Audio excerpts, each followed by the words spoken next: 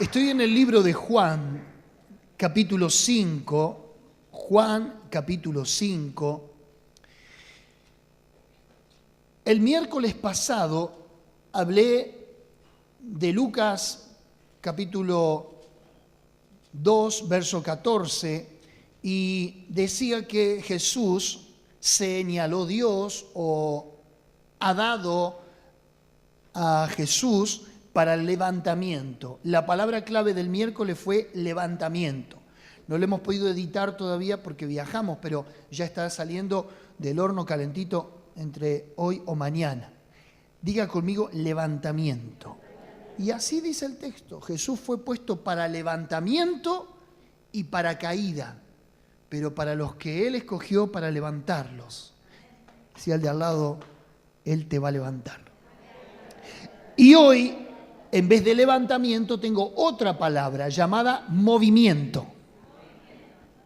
Movimiento. Acción. Dice, capítulo 5, después de estas cosas había una fiesta de los judíos. Y subió Jesús a Jerusalén, lo que le decía en la ofrenda. Jesús no se perdió una fiesta. En todas las fiestas estaba Él. Subió Jesús a Jerusalén y hay en Jerusalén, cerca de la puerta de las ovejas, un estanque, llamado en hebreo Betesda, el cual tiene 5 pórticos. En estos yacía una multitud de enfermos, ciegos, cojos y paralíticos que esperaban el movimiento del agua. Porque un ángel descendía de tiempo en tiempo al estanque y agitaba el agua, y el primero que descendía al estanque, después del movimiento del agua, quedaba sano de cualquier enfermedad que tuviese. Y había allí un hombre que hacía 38 años. ¿Cuántos? Mucho tiempo. Que estaba enfermo. Cuando Jesús lo vio acostado, supo que llevaba ya mucho tiempo así y le dijo: ¿quieres ser sano? Señor, le respondió el enfermo, no tengo quien me meta en el estanque. Y cuando se agita el agua, y entre tanto que yo voy, otro desciende antes que yo. Jesús le dijo, levántate, toma tu lecho y anda. Y al instante aquel hombre fue sanado y tomó su lecho y anduvo, y era día de reposo. Entonces los judíos dijeron a aquel que había sido sanado, es día de reposo, no te es lícito llevar tu lecho. Él le respondió, el que me sanó, él mismo me dijo, toma tu lecho y anda. Entonces le preguntaron, ¿quién es el que te dijo, toma tu lecho y anda? Y el que había sido sanado no sabía quién fuese, porque Jesús se había apartado de la gente que estaba en el lugar. Después le halló Jesús en el templo y le dijo, mira, has sido sanado, no peques más, para que no te venga alguna cosa peor. Dos cosas antes de entrar al mensaje que me vienen ahora a la mente. ¿Lo tenemos ahí multimedia nuestro paralítico? Dos cosas. La primera es que para los judíos y para la religión era más importante un cumplimiento, una estructura de práctica religiosa que el beneficio de un hombre. Para ellos era más importante no alterar el día de reposo que un hombre en el día de reposo recibiera una sanidad completa. Mire lo contradictorio de la religión, que es lo que nos aleja de Dios. Y lo segundo que puedo encontrar en el pasaje es que muchas veces, no siempre, pero muchas veces, la enfermedad está directamente relacionada con nuestra conducta o con nuestra desobediencia. No digo todos los casos, a lo mejor hay una persona aquí enferma o con problemas de salud, no quiero herir susceptibilidades y vaya a pensar la persona que yo le estoy diciendo, estás enferma porque estás en pecado. No estoy diciendo eso. Muchos de los casos, la enfermedad es una consecuencia directa del pecado. De hecho, Jesús deja establecido, no peques más para que no te venga alguna cosa peor. Y le estaba haciendo una relación directa a su enfermedad. Algo habría hecho para estar como estaba. Pero más allá de todo eso, implícitamente en la sanidad vino también el perdón de Dios hacia esa vida. ¿Verdad que sí? Lo que puedo yo decir del texto son algunas pocas cosas. Lo primero es que lo paradójico de la vida, que mientras unos festejan, otros lloran. Mientras unos celebran, otros están condicionados al dolor. Porque entre el versículo 1 y 2 se deja muy claro este pensamiento. Había una fiesta en Jerusalén, pero también en Jerusalén, en el mismo lugar de la fiesta, había una multitud de enfermos. ¿Sí? Y vuelvo a ser recurrente con lo mismo, pero quiero que usted lo analice, que mientras unos están festejando, otros están confinados al dolor, a la miseria, a las limitaciones de la vida. Y nunca nos podemos olvidar de eso. Cada domingo nosotros tenemos una fiesta en este lugar.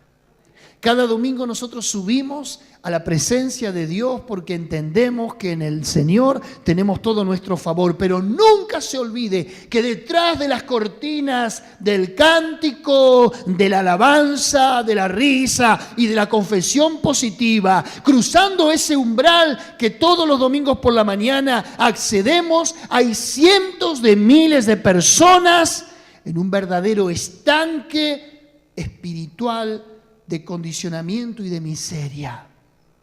Jesús no encontró una contradicción en esto. Él subió a la fiesta, pero mientras Él subió a la fiesta dijo: yo me voy a llevar a la fiesta a aquellos que la vida les ha traído una amargura y un verdadero duelo. No venga a la fiesta sin un enfermo. ¿Está siguiendo? Quiero hablar del movimiento del agua. Quiero hablar de ese detalle. Dice el verso 4, porque un ángel descendía de tiempo en tiempo al estanque y agitaba el agua. Y el primero que descendía al estanque, después del movimiento del agua, quedaba sano de cualquier enfermedad que tuviese. ¿Tenía algún poder salutífero el agua? No. Algunos han desestimado este milagro del ángel. Algunos creían que era puro fetichismo judío, que de alguna u otra casualidad la gente entraba ahí y algunos se sanaban y otros no. Algunos creen que eran tan fetichistas los judíos que creían que un ser divino, un enviado del cielo, venía a visitarlos de tiempo en tiempo para que no se olvidaran del testimonio de Dios. Mire, si esto hubiera sido un fetichismo, el autor de las Escrituras, que es el Espíritu Santo, nunca hubiera permitido que esté esta Escritura. Yo creo literalmente que un ángel del cielo Dios lo enviaba para que su pueblo no se olvidara que Dios tiene testimonio ayer, hoy y por los siglos. Sepa usted que desde los tiempos de los profetas hasta este momento que aparece Jesús en la escena de la historia hebrea, había hecho un silencio Dios. No había manifestación de milagros, no había palabra profética, excepto cuando apareció Juan el Bautista en el desierto. Pero muchos judíos habían sido, ¿cómo le podría decir? Socavada su fe, se habían desanimado, habían creído que Dios los había olvidado, estaban bajo una política tirana y despiadada como era el Imperio Romano. Pero en otras palabras, Dios le dejaba un hilo de fe, un hilo de esperanza, como diciéndole: bueno, de tanto en tanto algo del cielo bajará a tu vida para bendecirte. Ahora, lo interesante y lo contradictorio que podemos encontrar en el pasaje es que no era para todos el beneficio, no era para todos la sanidad, era para el primero, diga conmigo, el primero que descendía al estanque. Después que ese ángel aparecía, quedaba sano. Vale decir que había que estar 24/7, 365 en expectativa. 24 horas, 7 días de la semana, 365 días del año. La esperanza se aguaba. Porque había que estar ahí esperando a que el ángel descendiera. Qué penuria, ¿no? Encima del dolor, diciendo, ¿y cuándo descenderá? Y vaya a saber. Y en el momento que el ángel descendía, el beneficio no era para todos, era para unos pocos. ¿Cuándo este hombre iba a poder acceder a la fuente, ya que era paralítico? Dice, entre tanto que yo voy, condicionado con su movilidad reducida, entraba un leproso y salía sano. Más allá del hilo de misericordia de Dios para con esta gente, me suena un tanto injusto, ¿verdad que sí? ¿Por qué para algunos sí y para otros no? ¿No le pasa a usted? Me enojo con el pasaje. ¿Y qué de los que quedan sufriendo? Otro detalle, 38 años esperando el ángel. Es demasiado tiempo. Jesús se lo pregunta a propósito, ¿cuánto hace que estás aquí? ¿Quieres ser sano? Era toda una vida de postergación.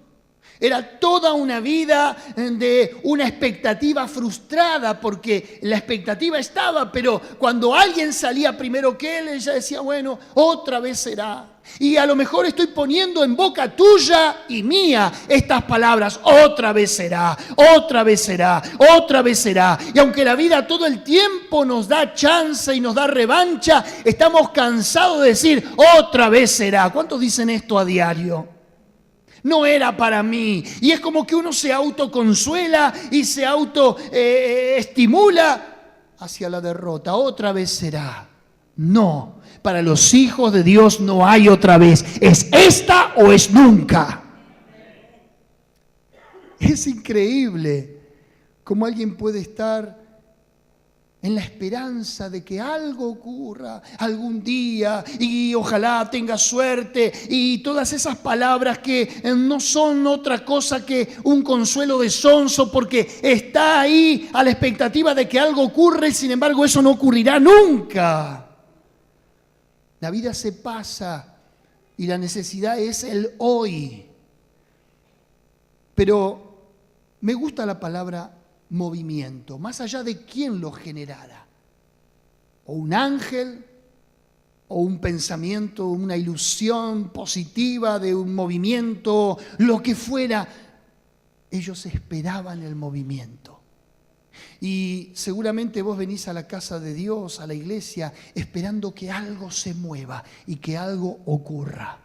Y la palabra movimiento está en muchas partes de la Escritura. Por ejemplo, en el capítulo 37 del libro de Ezequiel, no lo busque, yo se lo leo, el capítulo 37, verso 7 dice, profeticé pues como me fue mandado, y hubo un ruido mientras yo profetizaba, y he aquí un temblor, y los huesos se juntaron, cada hueso con su hueso. Usted seguramente conoce el texto y recordará el escenario, que era paupérrimo, que era horripilante, que era un cementerio lleno de huesos, de osamenta, de sepulcros abiertos, el peor de los cuadros que le toca ver al profeta. Sin embargo, Dios le dice, vos hablás y yo actúo. De vuelta, vos hablás, vos da mi palabra que yo hago el resto. Decía el de al lado, vos hablás y Dios escucha. Vos hablás y Dios mueve su mano. Porque encima lo está instando y le dice, hijo de hombre, ¿vivirán estos huesos? Yo le dije, no sé, Señor. Él le dijo, profetiza y diles, huesos secos, oigan palabra de Jehová. Quiere decir que a las cosas inanimadas, a las cosas que están muertas, a las cosas que están suspendidas en el tiempo, tenemos que profetizarle la palabra de Dios. Y cuando él habló, él no se esperaba esa reacción inmediata. Dice que hubo así dice el texto, y hubo un ruido. Comenzaron a juntarse hueso con hueso, dice la palabra. Pero la misma palabra temblor, en otras versiones, por ejemplo, en la Reina Valera dice temblor, pero en la NBI o la Nueva Versión Internacional habla de sacudimiento. Sacudí al que tenés al lado, a ver, sacudilo. En vez de haber temblor, hubo un sacudimiento. El profeta está diciendo, se sacudió la tierra, porque cuando Dios actúa, algo se sacude alrededor tuyo. La Biblia de las Américas habla de estremecimiento.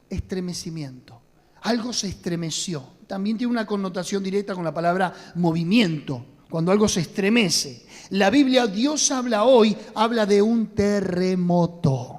Sí, y no estoy diciendo que un terremoto cuando alguien se enoja o cuando alguien empieza a revolear las cosas. Este es un terremoto que viene a colación de declarar la palabra de Dios. Algo tiene que moverse cuando la palabra de Dios es soltada. La Biblia Kadosh, es una versión nueva que salió, habla de algo arrollador. Dijimos, el movimiento es temblor. El movimiento es sacudimiento, el movimiento es estremecimiento, el movimiento es un terremoto y el movimiento es algo arrollador. En otras palabras, Ezequiel estaría diciendo, cuando empecé a hablar la palabra de Dios, hubo algo que se empezó a manifestar, hubo un efecto arrollador. ¿Y qué otra cosa? Cuando el evangelio llega al hogar, cuando el evangelio llega a la familia, cuando el evangelio llega a tu casa, a tu vida, hay algo que ocurre, ¿verdad que sí? Nada es igual, todo comenzó a movilizarse. La Biblia del oso, que es una versión que salió luego de la Reforma Protestante en Inglaterra, sí. La tapa de aquella Biblia grabada así de gigante, ¿sabe que había en la tapa un oso trepando a un árbol porque había un panal de miel? Extraordinario. El oso iba detrás de la miel, así como usted va detrás de la palabra del Señor. Pero la Biblia del oso dice que Ezequiel dijo, mientras yo profetizaba, había un estruendo. Qué hermosa palabra, el movimiento que quiero decirte a propósito en esta mañana, que no lo podemos provocar nosotros, no es prerrogativa nuestra, es prerrogativa, pura y exclusiva de Dios. En este caso era un ángel, pero el ángel aún así era el enviado de Dios. ¿Hay alguien que esté esperando aquí el movimiento del agua para su vida? Diga, yo lo estoy esperando, pastor. Bueno, me voy a quedar acá entonces. Yo creo que acá hay gente que no se quiere que el agua se mueva. Bueno, entonces sigo por uno. Esperaban que el movimiento del agua se efectuara. ¿Sí? Y nosotros hay veces esperamos que las circunstancias entren en movimiento. Y en realidad el que tiene que entrar en movimiento es Dios. Vos no tenés que esperar que los movimientos de las circunstancias vengan, sino que Dios sea el que se mueva detrás de esas circunstancias. Hay cosas muy distintas, aunque parece una misma expresión. Vos querés que las cosas cambien, pero las cosas tienen que nacer en Dios y Dios tiene que ser el actuante, por decirlo de algún modo, tiene que ser el que origina el movimiento y el que trae los cambios. Cuando vos querés cambiar por vos mismo, te frustrás, fracasás, te debilitas, terminás perdiendo la esperanza, pero cuando los cambios vienen de Dios, todas las promesas de Dios son sí y amén. Ahora, Génesis capítulo 1, verso 2 también habla de movimiento. Dice que cuando la tierra era un caos, el Espíritu de Dios se movía sobre las aguas. Y así ocurre con nuestra vida, cuando nuestra vida es un caos, cuando nuestra vida es pecado, cuando nuestra vida es desorden, cuando nuestra vida es vacío, cuando nuestra vida es oscuridad. El único que puede moverse sobre esa esfera es el Espíritu de Dios. Hay una absurda teoría de creer que nosotros, por nuestros pecados, vamos a impedir el mover y la manifestación de Dios. Quiero decirte que Dios es aún soberano por sobre nuestros pecados. Y cuando Él se quiere mover, no hay hay tiniebla, no hay pecado, no hay debilidad, no hay ruina que puede detener el movimiento de Dios sobre una vida, sobre un pueblo, sobre una nación o sobre el mundo entero.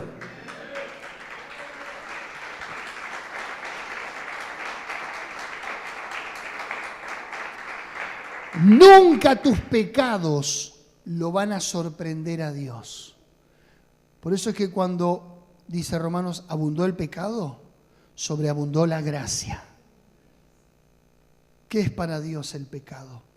Él dijo, yo tengo la solución y el remedio, y vino su Hijo Jesucristo en carne y llevó el pecado y lo crucificó en la carne para que vos ahora tengas vida y la tengas en abundancia. El diablo conoce tu nombre, pero te llama por tus pecados. Borracho, mentiroso, miedoso, débil, frustrado. El diablo conoce tu nombre, pero te llama tus pecados, por tus pecados.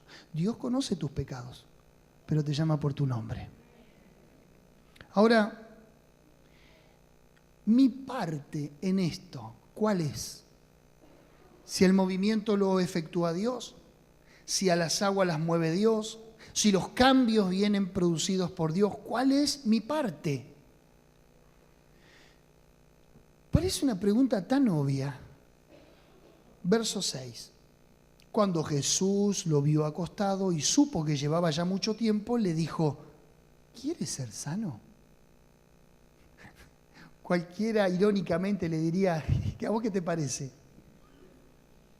Lo mismo que cuando Dios, que es el mismo Dios, le pregunta a Ezequiel, profeta, ¿estos huesos vivirán? No sé, tú lo sabes. A ver, ¿y si probamos dando la palabra? Y esos huesos se levantaron. Acá parece algo redundante, algo absurdo, algo que ni siquiera debía haberse preguntado. ¿Quieres ser sano? Claro que quería ser sano. Pero Jesús nunca da una palabra por darla. Él está haciéndole un juego a este paralítico. En otras palabras, Jesús le está diciendo, ¿querés ser sano? Para desprender de adentro de este miserable hombre una motivación. ¿Por qué? Porque muchas veces nuestra enfermedad puede ser utilizada, y aunque te parezca algo tan despiadado o tan irracional, nuestra misma enfermedad, nuestra misma debilidad puede ser utilizada para manipular el resto. No lo saquen de quicio porque cobramos todos. No le discutas, ni le digas, ni le contradigas porque se pone violento. ¿Y qué? ¿Porque tiene mal carácter tenemos que estar todos sometidos? ¿O hay personas que de su enfermedad hacen la torre de control? Desde su condición, quiero esto, quiero aquello, hagan lo otro. Y nadie se atreve a plantarse por el hecho de decir, no, pobre, mira cómo está, entendelo. No, la motivación muchas veces puede ser equivocada. Hay gente que aunque te parezca mentira, desde su condición miserable, la puede llegar a utilizar para su propio beneficio, para que todos estén al pie, para que todos le obedezcan, para dar lástima. Hay gente que usa su miseria y ese sentimiento de conmiseración. ¡Ay, pobre de mí! Mirá lo que me hacen encima de lo que estoy sufriendo. No sé si conociste a alguien así. Pero hay gente que no quiere salir de su pobreza. Hay gente que no quiere renunciar a muchas cosas porque entiende que desde esa torre de control puede, valga la redundancia, generar control sobre los demás. Eso se llama manipulación. Jesús dice, ¿realmente querés ser sano? Yo te sano. Y se terminan los 38 años de miseria y se terminan los 38 años de parálisis en la vida. Porque puede que no estés paralítico de las piernas, pero puede que estés en un estanque literalmente hablando, postergando sueños, logros, postergando tu futuro, viviendo el día a día, olvidándote que podés proyectarte en la vida y que la vida te puede dar una buena devolución. ¿Cuál es mi parte? Diga conmigo, querer. ¿Sabés cuántos casos atendemos con mi esposa? Y seguramente vos como líder, también los pastores aquí con nosotros, que la gente te viene con un problema. Y cuando vos le mostrás el camino o le decís cómo resolverlo, resulta ser que la gente se niega a querer salir de ahí. Hay gente que quiere y que busca, y dice la Biblia que el reino de los cielos sufre violencia y los violentos lo arrebatan. Hay gente que realmente quiere y que lo provoca a Dios y que lo incita a Dios y que lo busca a Dios, y hasta que Dios no le responde no van a parar. Son las palabras de Jacob al ángel: no te voy a soltar si no me bendices. Ese debería ser nuestro lema, no soltar a Dios hasta no ver nuestras victorias, a menos que detrás de esa bendición que vamos buscando no sea al tiempo la voluntad de Dios. Pero no lo sueltes a Dios, porque tu parte y la mía debe ser el querer. Decía el de al lado, tenés que querer para que Dios responda. Dios no está interesado en gente pasiva. Dios no está interesado en gente que se posterga. Dios no está interesado en gente cómoda, sino en aquellos que arrebatan el reino. Mi parte es querer. Y cuando hablo de querer, hablo de el todo, no de una parte. Esta mañana le decía a los chicos, a los muchachos de la célula, si yo me voy a tirar de un paracaídas, ¿el paracaídas se tiene que abrir todo o en partes? Si no se abre todo, vos te haces partes abajo. ¿Entienden? Yo voy a saltar del avión, ¿sí? Voy a saltar del avión. Eso se tiene que abrir porque si no yo muero, ¿verdad? El salto ya es una decisión del todo. Bueno, lo mismo tenés que hacer en Dios. Saltá y tirate y abrí todo el paracaídas. Te estoy diciendo, no le entregues una parte a Dios y dejás otras partes para más adelante. Entregate todo y tirate todo en los brazos de Dios. Una criatura cuando va a nacer, saca un bracito y le dice a la mamá, mamá, todavía estoy cómodo acá. ¿Puedo dejar la piernita para mañana? Y ¡tac! La piernita para el otro día. Y mamá, ¿sabe que estoy tan cómodo acá? ¿Puedo el otro bracito? A las 72 horas el otro brazo. No, la mamá se muere. Quiere que termine rápido ese parto, ¿no? O la criatura sale completita. El nuevo nacimiento es completo, no es en parte. No podés nacer un poquito hoy y un poquito mañana. De modo que si alguno está en Cristo, nueva criatura es, las cosas viejas pasaron y aquí todas son hechas nuevas. Fueron las palabras de Jesús a Nicodemo: te es necesario nacer de nuevo, si no, no podés ver el reino de Dios. Sin embargo, hay gente en el Evangelio que le va entregando de a poquito a Dios. Hoy un bracito, mañana una piernita. Hay gente que se tira del paracaídas en el Evangelio y que no lo abre todo, lo abre en partes. Así le va. ¿Entendió? ¿Cuál es mi parte? Querer. Jesús es el todo o nada. ¿Hay alguien ahí? Ahora, el otro detalle que yo encontré en el pasaje mientras venía de Córdoba a Buenos Aires en el micro, ahí armé mi mensaje, es: no esperes que otro te meta a la fuente. Porque mira lo que pasó. Jesús le pregunta, verso 6, ¿quieres ser sano? Verso 7, Señor, le respondió el enfermo, no tengo quien me meta en el estanque cuando se agita el agua. Y entre tanto que yo voy, otro desciende antes que yo. No tengo quien me meta. Claro, se entiende. A ver, en la condición del paralítico, alguien lo tenía que llevar, pobre tipo. A menos que se fuera arrastrando. Él no tenía alguien que cuando venga el ángel lo metiera, porque nadie puede vivir en pos de que este hombre esté esperando un ángel. ¿Entienden? Uno tiene una vida también, ¿verdad que sí? Así que este pobre tipo estaba a la espera. Yo no me hubiera movido al lado del agua, también, ¿no? No tengo quien me meta. Y esta es la maña de algunos cristianos. Esta es la maña de algunas ovejitas. No tengo quien me lleve. Nadie me llama. Nadie me busca. Nadie se ocupa de mí. Nadie me llama para mi cumpleaños. Ayer, en viaje, paramos en Villa María y había una cabra embalsamada. Y el pastor Juan me sacó una foto. Ya se va a viralizar. Una cabra embalsamada. Y me saqué una foto con la cabrita. Y le digo a Juan, qué bueno pastorear una cabra así embalsamada, ¿no? Porque no te va a traer problemas. Aunque es cabra, pero no hace nada. Bueno, una cabra y 2 gallinas, bien. Y yo digo que hay ovejas del Señor que hay veces tienen esta actitud del paralítico. No tengo quién. Es que vos no tenés que tener quién, porque vos no podés depender de alguien. Vos tenés que depender de Dios.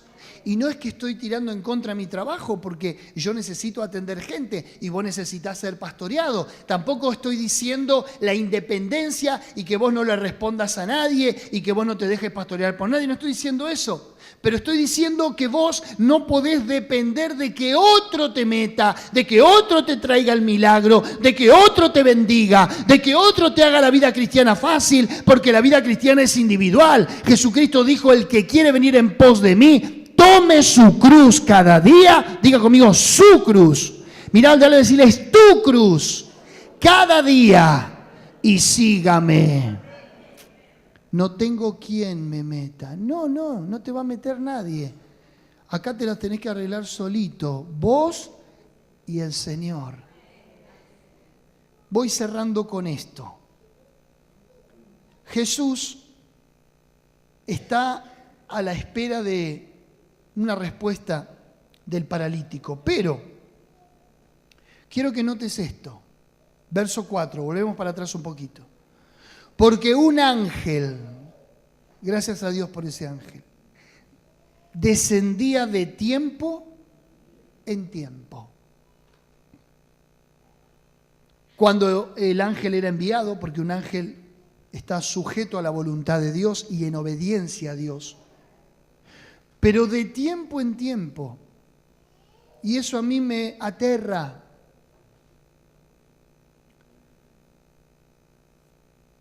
Mirá las palabras de Jesús. He aquí, Mateo 28, 20. Yo estoy todos los días con vosotros hasta el fin del mundo. ¿De tiempo en tiempo? De vuelta, ¿de tiempo en tiempo? Todos los días. El ángel era un ángel. Jesús es el Hijo de Dios. Y no viene de tiempo en tiempo para bendecirte. Él es aquí y ahora. Si fuera de tiempo en tiempo, entonces tu bendición, tu entrega, tu redención estaría fragmentada. Pero como Jesús no viene de tiempo en tiempo, sino que está en todo momento, dice la Escritura, día y noche intercediendo por los santos ante el Padre. A Jesús lo podés encontrar todo el tiempo. A Jesús no podés estar a la espera de que algún día se digne en bendecirte, en recibirte, en oírte. Él dice, el que a mí viene, yo no lo echo fuera. Jeremías 33:3, que lo sabés de memoria, dice, clama a mí y yo te responderé y te enseñaré cosas grandes y ocultas que tú no conoces. Él no viene de tiempo en tiempo. Él no es esa suerte que, bueno, hoy me tocó y salí de la iglesia bendecido. No, hoy es tu día. Hoy es en el día que Él te dice, hijo, levántate, toma tu lecho y anda.